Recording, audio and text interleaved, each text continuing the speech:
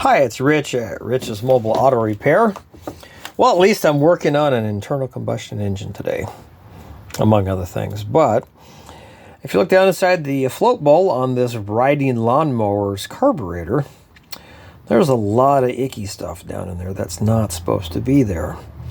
And why this is happening is because this person doesn't put any sort of fuel stabilizer in, like many people don't.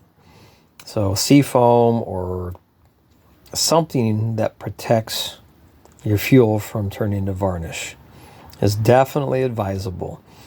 What are the other ones in the market? That's just the one that I've been using lately. So what I needed to do was to pull this carburetor off the mower and disassemble the carburetor, clean all the passageways, and make sure that it's got a new fuel filter and fresh fuel.